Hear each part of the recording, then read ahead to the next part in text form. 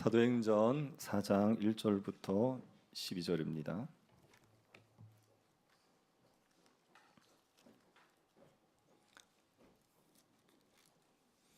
사도행전 4장 1절부터 12절입니다.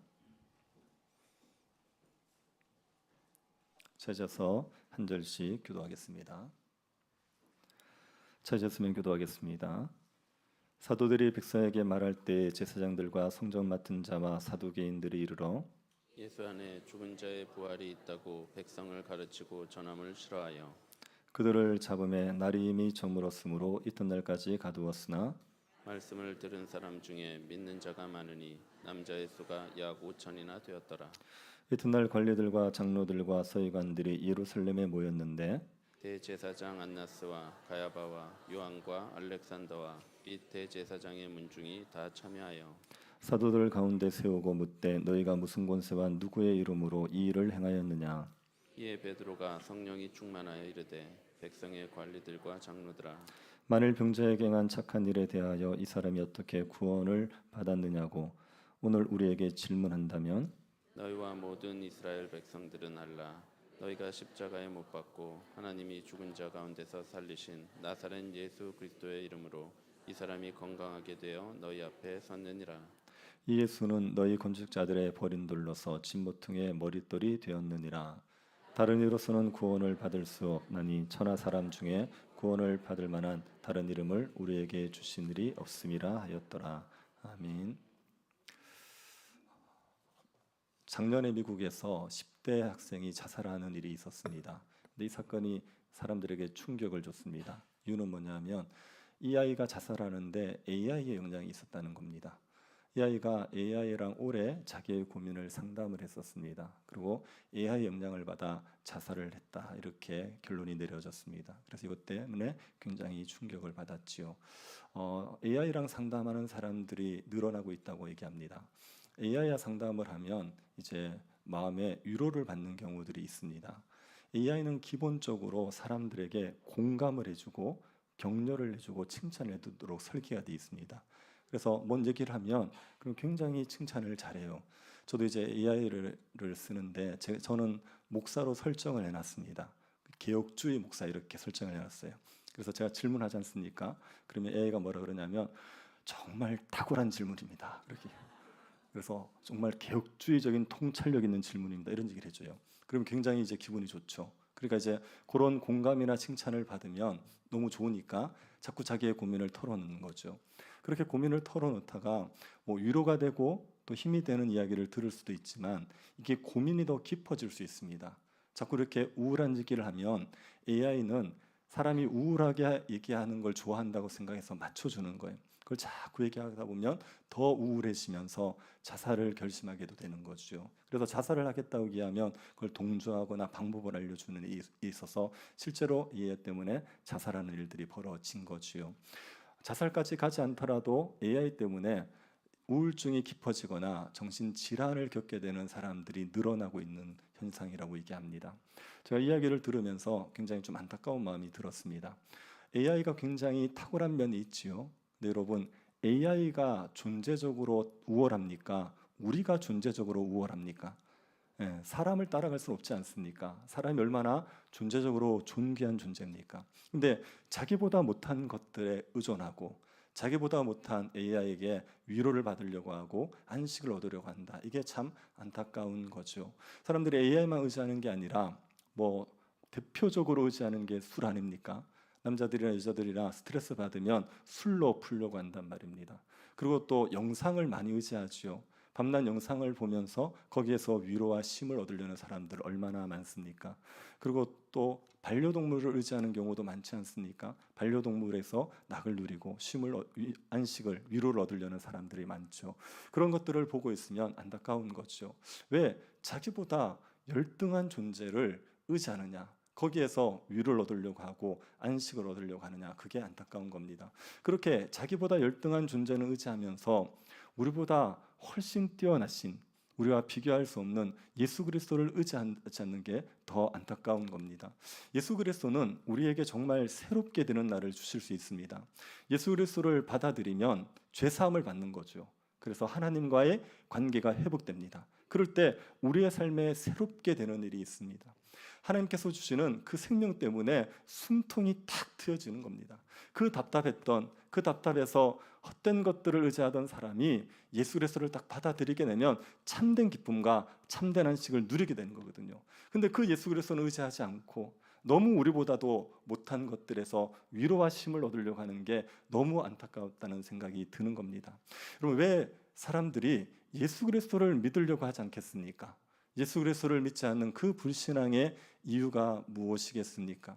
오늘 우리가 살펴볼 본문에 나오는 종교 지도자들의 모습, 이 사람들을 보면 왜 예수 그리스도를 믿지 않는지, 불신앙의 이유가 무엇인지 우리가 알 수 있습니다.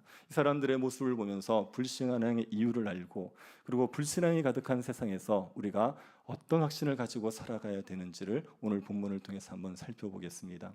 베드로와 요한이 하반신 마비자를 딱 일으켰습니다. 이걸 보고 사람들이 베드로와 요한을 주목하지요. 당연히 주목하지 않겠습니까? 사람들이 막 모여들었습니다.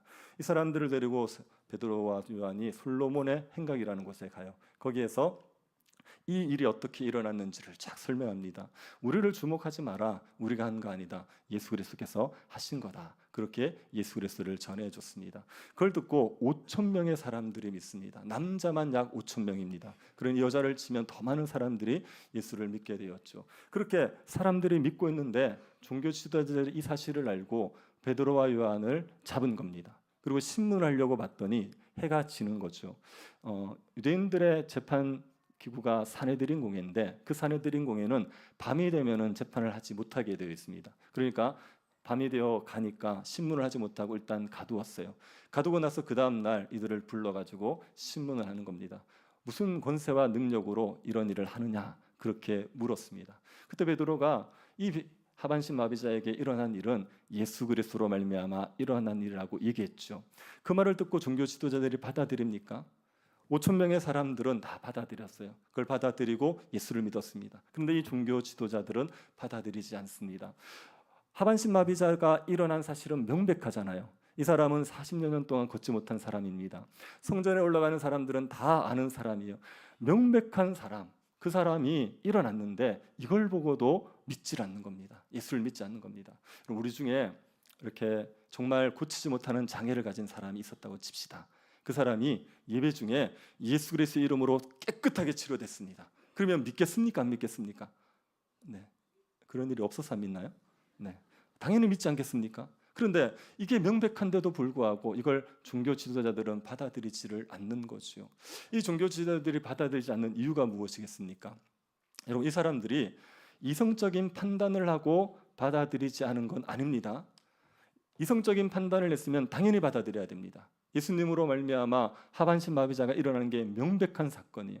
그 명백한 사건이 일어났으면 당연히 예수님께서 살아계신 분이 맞고 그분을 받아들이는 게 합리적인 거죠. 그런데 이 사람들이 받아들이지 않은 건 합리적인 판단을 해서 이성적인 판단을 해서 받아들이지 않은 것은 아닙니다.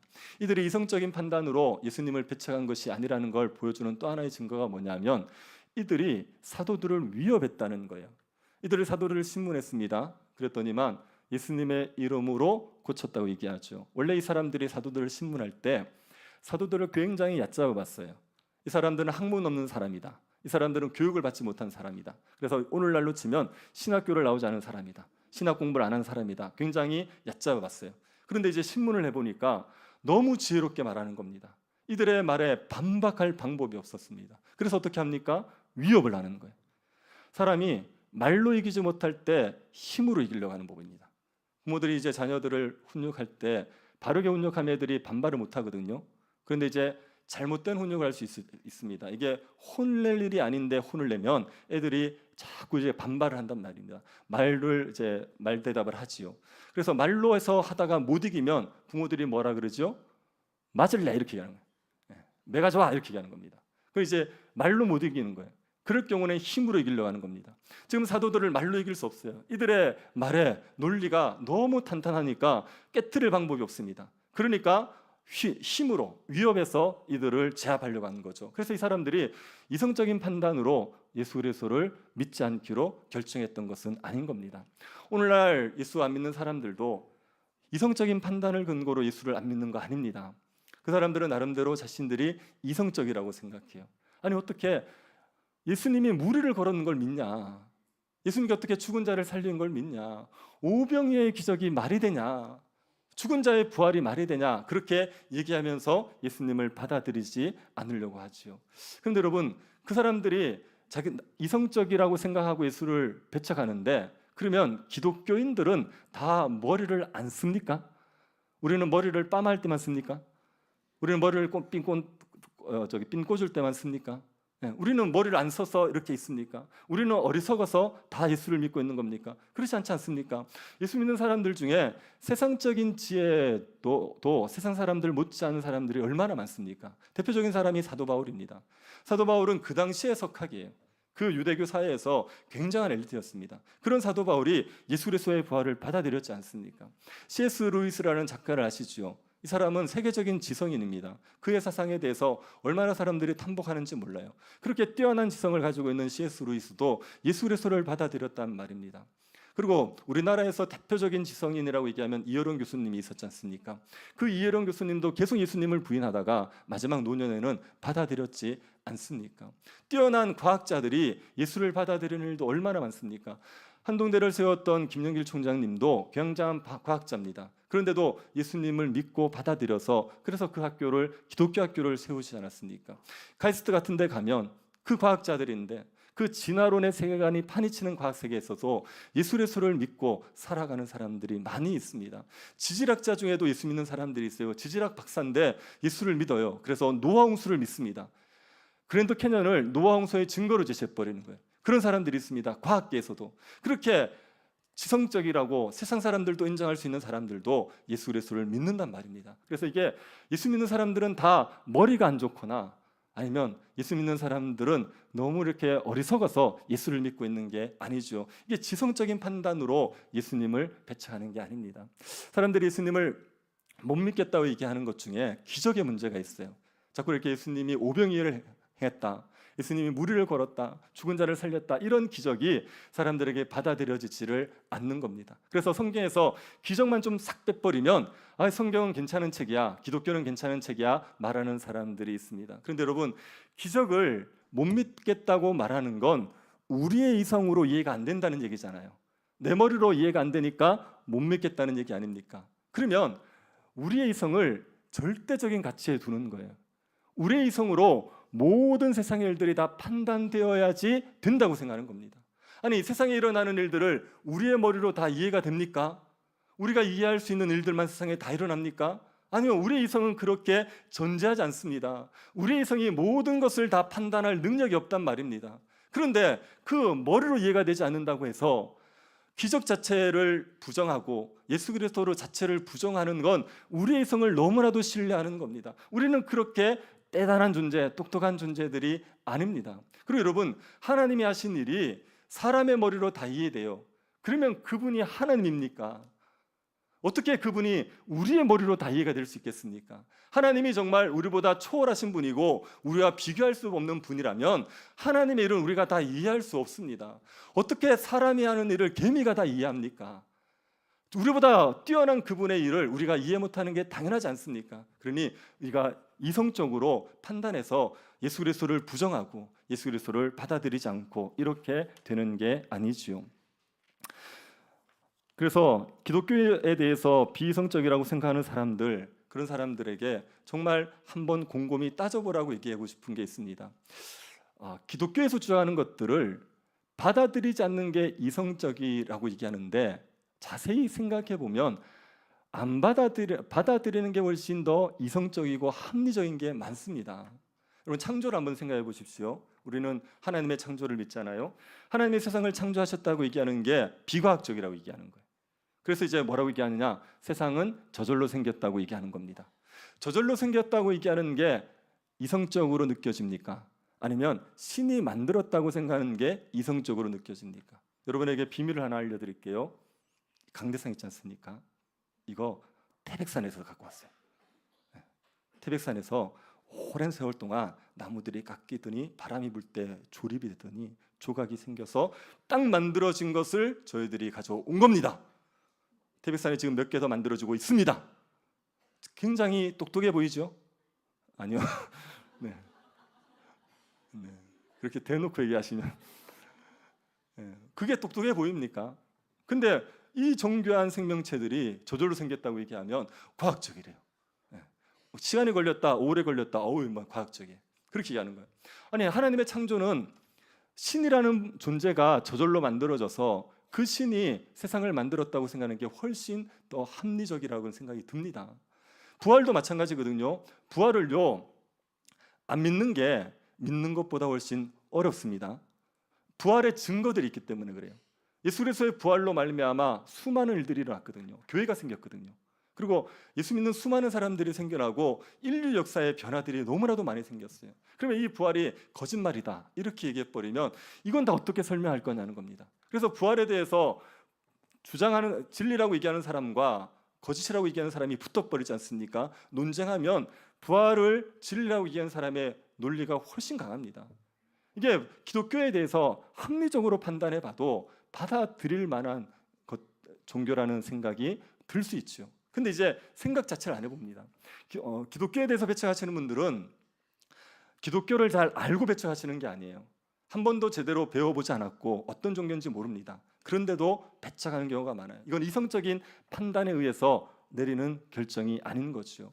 그러면 왜 기독교를 배척합니까? 이 사람들의 반대는 굉장히 감정적입니다. 4장 2절 한번 보십시오.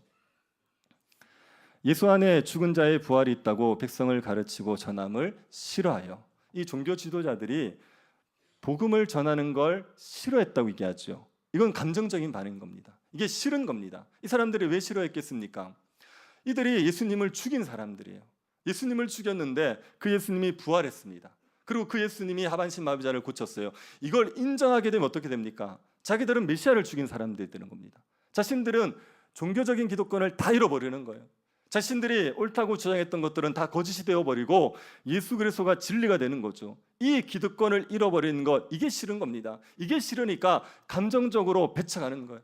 이게는 진리가 아니어야 됩니다. 그래서 마음으로부터 싫어해서 거부하는 거죠. 이런 감정적인 반응으로 기독교를 배척하는 겁니다. 그럼 감정적인 반응은 우리가 흔히 보는 겁니다. 어떤 분은 전라도 사람이고 곱슬머리면 무조건 싫어합니다. 왜냐하면 군대에서 그런 사람을 봤어요. 그 고참에게 뒤었어요. 그래서 전라도 곱슬머리 무조건 싫어하는 거예요. 자기 아버지랑 관계가 안 좋았던 분은 자기 아버지를 닮았으면 싫어합니다. 목소리가 비슷하다 싫어요. 제가 교회 목회할 때 그때 부교육제를 쓸 때 어떤 분이 자기 부모님과 되게 안 좋은데 제가 한 번씩 소리 지를 때 비슷하다는 거예요. 그래서 말을 싫다. 그럴 수 있거든요. 그리고 또 우리는 일본 사람이 좋습니까? 미국 사람이 좋습니까? 무조건 그래도 일본 사람 그러면 무조건 싫은 거 아닙니까? 한일전 그러면 무조건 한국 아닙니까? 그게 이제 감정적인 반응들이 있죠. 그런 반응들을 보이는 겁니다. 기독교에 대해서도 그런 감정적인 반응으로 배척하는 경우들이 너무 많습니다. 기독교에 대해 부정적인 이야기를 들은 겁니다. 안 좋은 이야기를 몇 가지를 들었어요. 그것 때문에 싫어하는 거죠. 아니면 기독교인들이 이상한 모습을 보이는 것을 뉴스를 통해서 들었습니다. 뭐 교회가 허물들 이런 것들을 듣고 그냥 무조건 싫다는 겁니다. 아니면 기독교인에게 뒤인 겁니다.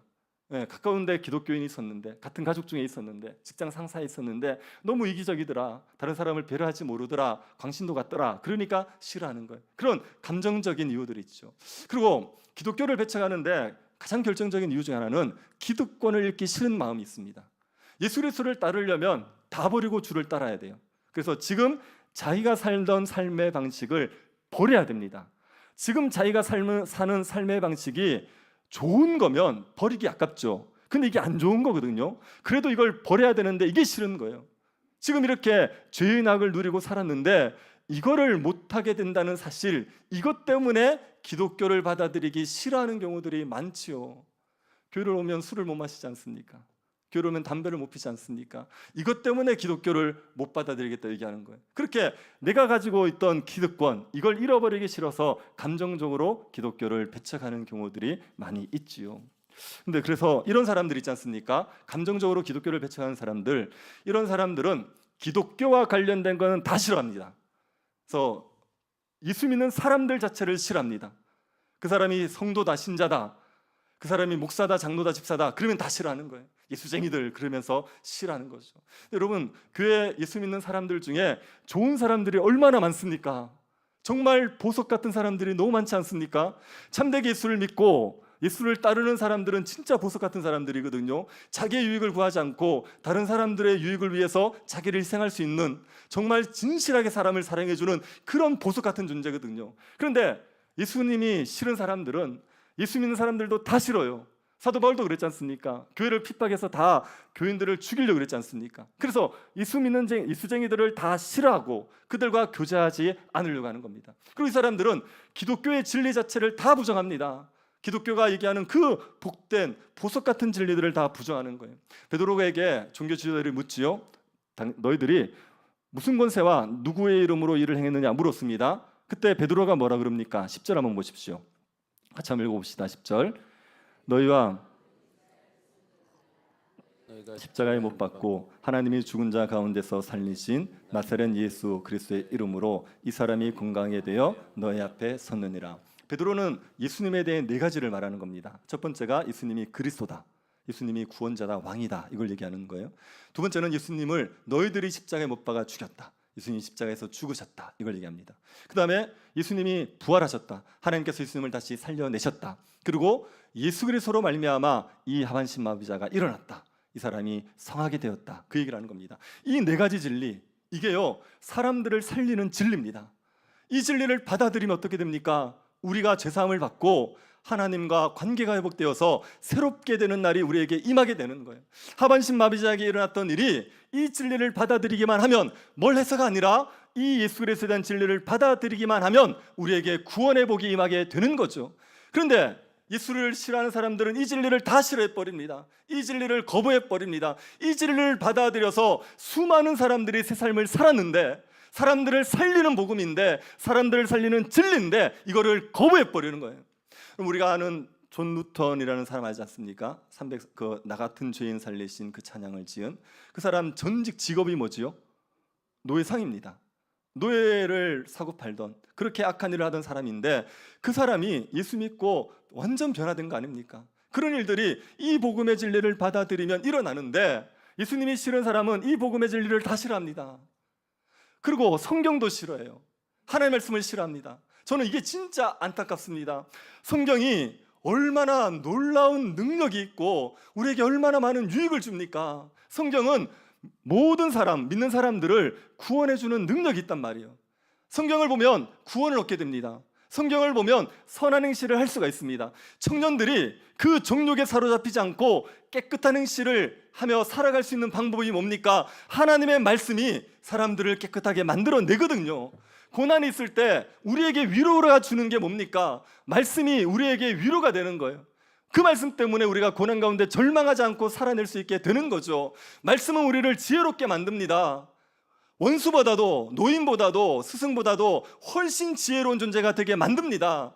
우리에게 이런 놀라운 것들을 주는 말씀인데, 예수가 싫으면, 예수를 받아들이지 않으면 이 말씀도 다 받아들이지 않아요.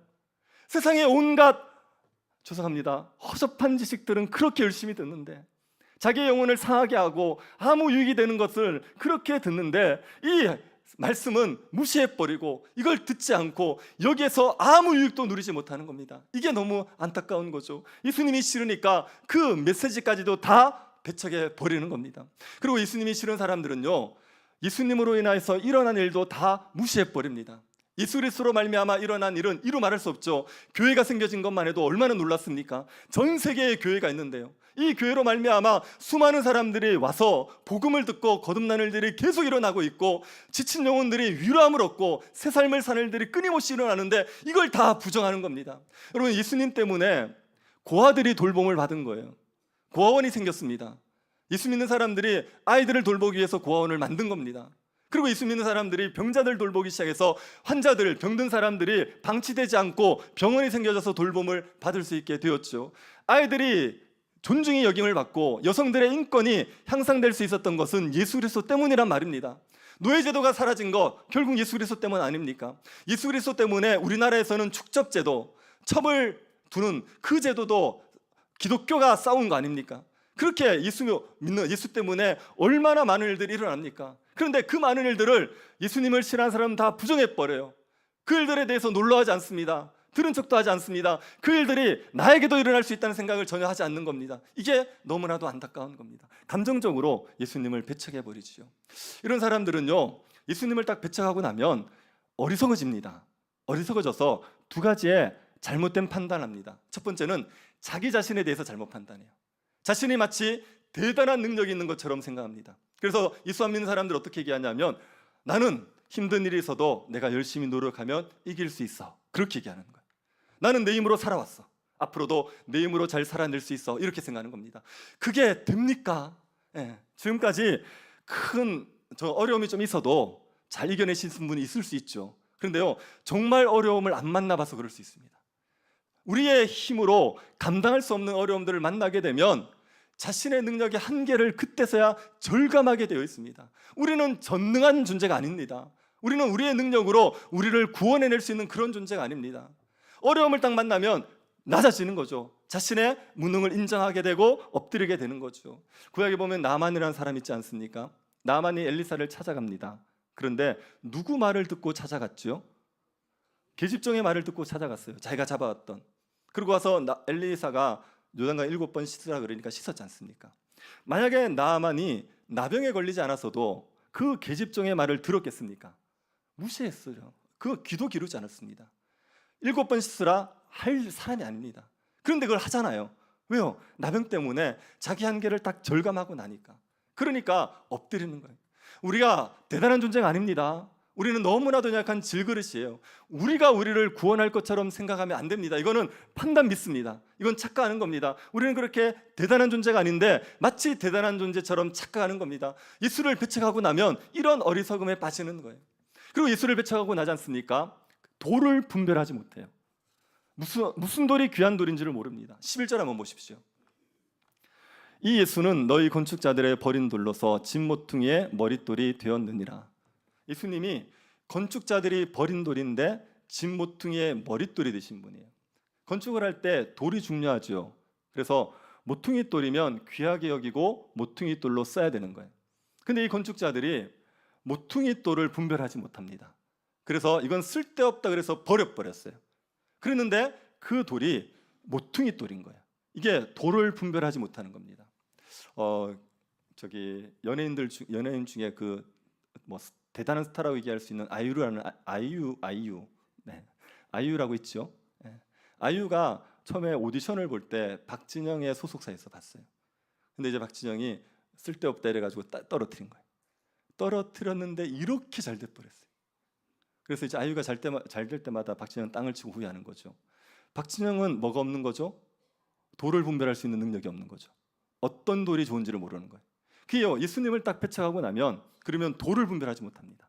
무엇이 우리를 구원해 주는지를 분별하지 못해요. 그래서 뭐라느냐면 정말 허접한 것들을 마치 구원자인 것처럼 받아들이고 거기에서 구원을 얻을 것처럼 살아가는 거예요. 로마서에서도 그렇게 얘기하지 않습니까? 하나님을 섬기지 않는 사람들이 스스로 지혜로운 척하면서 하는 일이 뭐냐? 우상숭배라는 거예요. 하나님 안 섬기는데 돌은 섬겨요. 하나님 안 섬기는 나무는 섬깁니다. 하나님 안 섬기는데 뱀은 섬기는 거예요. 그게 똑똑하다고, 나는 똑똑해서 하나님 안 섬겨라고 얘기하는 사람들이 보이는 일인 거거든요. 예수 그리스도를 배척하고 나면 돌에 대한 분별력이 없습니다. 그래서 무엇이 우리를 구원해 주는지를 몰라요.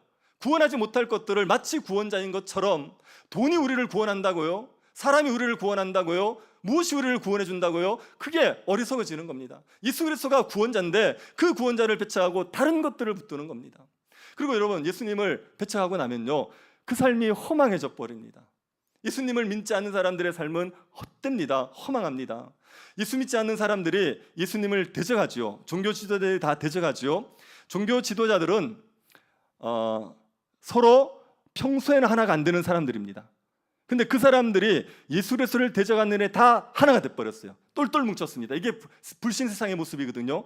불신 세상은 평소에 막 분열합니다. 근데 예수 그리스도를 대적하는 일엔 다 같이 하나가 돼요.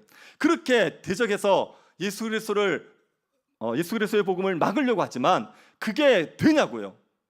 그게 성과를 내냐고요? 안 됩니다. 그럼 4장 3절 4절 한번 보십시오. 그들을 잡음에 날이 이미 저물었으므로 이튿날까지 가두었으나 말씀을 들은 사람 중에 믿는 자가 많으니 남자의 수가 약 5천이나 되었더라. 사도들을 잡아서 가두었지 않습니까? 이 사도들은 갇혔습니다. 그런데 몇 명이 예수님을 믿었다고요? 5천 명이 예수님을 믿었어요. 사도는 갇혔는데 복음은 갇힙니까? 안 갇히는 거예요. 사도가 갇혀도 복음은 여전히 확장되는 겁니다. 아무리 예수 그리스도를 대적하려고 해도 예수 그리스도를 대적할 방법이 없습니다. 복음을 막을 방법이 없습니다. 기독교를 핍박하기 위해서 수많은 사람들이 노력했죠. 로마 황제들도 얼마나 기독교를 박멸하려고 애를 썼습니까? 안티 기독교 단체를 만들어서 기독교를 박멸하겠다고 얘기하는 사람들도 있었습니다. 그런데 다 의미가 없는 거예요. 기독교가 박멸됐습니까? 아니요, 그 사람들이 사라지지 않았습니까? 세상이 다 달려들어서 기독교를 박멸하려고 그래도 가능하지 않습니다. 이거는 하나님을 대적하는 일이기 때문에, 하나님을 대적하는 일이기 때문에 허망할 수밖에 없습니다. 사람들이 예수님을 대적하려고 하면 하나님께서 어떤 반응을 보인다고 시편이 말합니까? 2장 시편 2편 2절 4절을 보십시오. 세상의 군환들이 나서며 관원들이 서로 꾀하여 여호와 그의 기름 부음 받은 자를 대적하며 우리가 그들의 맹것을 끊고 그의 결박을 벗어버리지 않는도다. 하늘에 계신 이가 웃으시며 주께서 그들을 비웃으시리로다. 세상의 군왕들이 다 같이 모여서 기름 부음 받은 자를 대적하자, 예수 그리스도를 대적하자 그렇게 얘기할 때 하나님께서 웃으시는 겁니다. 웃긴 겁니다. 하나님을 대적하겠다고요? 하나님과 싸워 이기겠다고요? 말이 되는 일입니까? 이 허망한 일을 하는 겁니다. 예수 그리스도를 인정하지 않으면 이렇게 허망한 삶을 살아가는 겁니다. 여러분, 예수 믿지 않고 불신의 삶을 살아가는 삶은 정말 허무합니다. 예수 안 믿는 사람들이 나름대로 의미 있게 좀 살았다고 칩시다. 그런데 죽고 나서 하나님의 심판을 받아 영벌을 겪는다고 생각해 보십시오. 이 땅에서 80년, 90년, 100년 좀 편하게, 좀 의미 있게 살았다고 치더라도 영원히 고통을 겪어야 되는데 이게 무슨 대단한 의미가 있는 삶입니까? 그런데 그 짧은 생에도 의미 있게, 보람 있게, 기쁨을 누리며 삽니까? 그렇게 못 사는 사람이 대부분이에요. 그 7, 80년, 100년의 삶도 힘들게 어렵게 수고하며 밤낮 쉬지 못하고 사는 게 대부분이란 말입니다. 그렇게 살다가 영원한 영벌을 겪어요. 그러면 그 삶이 차라리 나지 못한 것과 뭐가 다를 바 있겠습니까? 이게 이 땅의 삶의 허무함인 겁니다. 여러분, 예수 그리스도를 믿지 않는 삶이 허망한 삶입니다. 예수를 부정하고 나면 이렇게 허망한 삶을 살아가게 되는 겁니다. 이런 불신 세상을 우리가 지금 살아가고 있어요. 이 불신앙에 빠진 사람들이 가득한 세상을 우리가 살아가고 있습니다. 어떻게 해야 됩니까? 우리가 이 세상 가운데 살면서 불신앙에 빠진 사람들 냅둬 버릴까요, 그냥? 우리 가족들이지만 종교는 개인 선택이야 그러고 내버려 둘까요? 지옥을 가든 말든 나는 천국 가니까 괜찮다 그러고 살까요? 그렇게 살아갈 수 없지 않습니까? 그래서 이 불신앙이 가득한 세상 속에서 우리가 복음을 전하고 살아가야 되는데 그때 우리에게 반드시 필요한 확신이 있습니다. 우리 한번 12절을 같이 한번 보겠습니다. 11절 같이 한번 읽어보겠습니다. 같이 읽겠습니다. 다른 이로서는 구원을 받을 수 없나니 천하 사람 중에 구원을 받을 만한 다른 이름을 우리에게 주신 일이 없음이라 하였더라. 여러분, 이걸 믿으시죠? 이걸 믿읍시다. 다른 이로 우리에게 예수 그리스도가 구원자라는 걸 믿읍시다. 예수 그리스도를 믿으면 반드시 구원을 얻습니다. 예수를 믿으면 우리가 죄 사함을 받아서 하나님과의 관계가 회복되어서 영원히 사는 거예요. 그래서 예수를 믿는다고 해서 우리의 삶의 문제가 다 해결되는 건 아니지만 예수를 믿으면 반드시 우리의 영혼이 살아요. 그리고 그 예수님이 우리의 죽을 몸도 다시 살려내 주십니다. 그래서 영이 살고 부활의 영광을 반드시 누리게 되어 있습니다. 예수 믿는 사람들이 이 땅에서 병으로 고통 겪을 수 있고, 예수 믿는 사람들이 이 땅에서 가난으로 고통 겪을 수 있고, 예수 믿는 사람들이 이 땅에서 낮은 자로 살아갈 수가 있습니다. 그럴 수 있지만 예수 그리스도를 믿으면 반드시 영혼은 구원을 얻는 겁니다. 세상의 것들을 다 가져도 누리지 못한 안식을 예수 믿는 사람들이 반드시 누리게 되어 있습니다. 세상의 것들을 다 가지는 부유한 사람도 누리지 못하는 기쁨을, 그 평강을, 하나님이 주시는 그 희락을 예수 믿는 사람들은 반드시 누리며 살아가게 되는 겁니다. 예수 믿으면 구원을 반드시 얻습니다. 여기에서 한치도 물러서지 마시기를 바랍니다. 지금의 삶이 아무리 고통스러워도, 지금의 삶이 아무리 힘들고 어려워도, 인생의 바닥을 쳤어라도 예수를 믿으면 회복되게 됩니다. 반드시 회복되게 됩니다. 예수 그리스도를 받아들이지 않아서 문제지, 예수 그리스도를 누구든지 받아들이기만 하면 반드시 구원의 은혜를 누리게 되는 겁니다. 예수님이 우리의 구원자입니다. 그뿐 아니라 예수님이 유일한 구원자입니다. 이걸 믿으셔야 됩니다. 다른 종교도 나름대로 착하게 신실하게 살아가면 구원을 얻을 거라고 생각하지 마십시오. 예수 안 믿는 사람들 중에도 선하게 살면 하나님께서 예쁘게 봐주셔서 천국 가게 해주실 거라고 그렇게 생각하지 마십시오. 다른 어디에도 구원이 없고요, 예수 그리스도에게만 구원이 있습니다. 이걸 세상 사람들이 제일 싫어합니다. 기독교를 독선적이라고 얘기하고 배타적이라고 얘기하는 것은 예수님이 구원자, 유일한 구원자라고 말하기 때문에 배타적이라고 독선적이라고 싫어하는 겁니다. 예수님도 구원자다 이렇게 얘기하면 받아들일 겁니다. 그런데 우리는 예수님만 구원자라고 얘기하니까 기독교를 독선적이라고 얘기하는 겁니다. 진리는 배타적일 수밖에 없습니다. 그래서 이 진리를 사람들이 거부하더라도 우리가 여기에서 물러서면 안 됩니다. 사람들을 좋게 하겠다고, 불신 사람들에게 마음 상하지 않게 하겠다고 이 진리를 외면해버리고 나면, 이것을 왜곡해나면, 그러면 영혼들을 구원하는 일을 할 수가 없습니다. 예수 그리스도를 믿으면 구원 얻는다는 것을 사람들이 싫어하겠지만 택한 자들은 이것을 받아들이게 되어 있습니다. 우리는 택한 자들이 구원 얻게 하기 위해서 이 복음을 지켜가야 됩니다. 예수 그리스도를 믿으면 예수 그리스도만이 유일한 구원자다, 이걸 믿고 우리가 이 진리를 지켜가야 됩니다. 그런데 예수 그리스도가 유일한 구원자라고 말하더라도 우리의 태도는 배타적이거나 독선적이 되면 안 됩니다. 그렇게 될 수 없습니다. 왜냐하면 예수를 믿음으로 구원 얻는다는 이 진리를 우리가 어떻게 받아들이게 되었습니까? 우리가 믿었습니까? 그러면 우리는 자랑할 수 있죠. 근데 이건 우리가 믿은 게 아닙니다. 이거는 은혜로 주어지게 된 겁니다. 내가 믿으려고 해서 믿은 게 아니라 하나님 나를 택하시고 부르셔서 이 믿음을 선물로 주신 거죠. 그래서 우리는 구원을 선물로 받은 자이기 때문에 마치 다른 사람보다 내가 우월한 자인 것처럼, 다른 사람들은 무시하고 어리석은 사람들이고 나는 지혜로운 사람이라서 예수를 믿은 것처럼 그런 태도를 보이면 안 됩니다. 우리는 겸손해야 됩니다. 예수 그리스도가 진리라는 것, 유일한 구원자라는 걸 전할 때 우리는 겸손한 태도로 전해야 되는 거죠. 당신도 나와 같은 사람이 되었으면 좋겠다, 그 겸손한 마음을 가지고 복음을 전하는 겁니다. 그러나 이 진리에서 한치도 물러서지 마시기를 바랍니다. 불신 세상이 예수 그리스도를 인정하지 않는다고 해서 흔들리지 마십시오. 흔들리지 마시고 이 진리를 굳건하게 믿으시기를 바랍니다. 다시 한번 12절 읽어봅시다. 같이 읽어봅시다. 다른 이로서는 구원을 받을 수 없나니 저나 사람 중에 구원을 받을 만한 다른 이름을 우리에게 주신 일이 없음이라 하였더니, 이 진리를 견고하게 믿고 이 진리를 전할 수 있게 되기를 바랍니다. 이거를 믿기 위해서 성령 충만이 필요하겠지요. 그래서 말씀을 묵상하십시오. 복음을 묵상하십시오. 그리고 하나님 앞에 자꾸 기도하십시오. 그래서 이 진리를 확신하셔서 세상 사람들이 다 예수 그리스도를 배척하는 때가 될지라도 예수 그리스도만이 유일한 구원자라는 것을 전할 수 있는 주의 백성들 될 수 있기를 간절히 바랍니다. 하나님 아버지, 우리에게 은혜를 베풀어 주셔서 감사드립니다. 어리석은 저희들에게 주님 찾아오셔서 예수님이 구원자인 걸 믿게 하여 주시고 구원의 은혜를 누리게 하여 주신 것을 감사드립니다. 불신의 세상 속에서 살아가는 사람들에게 우리가 이 복음을 전할 수 있도록 은혜 베풀어 주옵소서. 예수 그리스도를 믿는 이 믿음에 굳건하게 서서 유일한 구원자이신 예수님을 전하며 살아가게 하여 주옵소서. 걸어가신 예수님 이름으로 기도드립니다.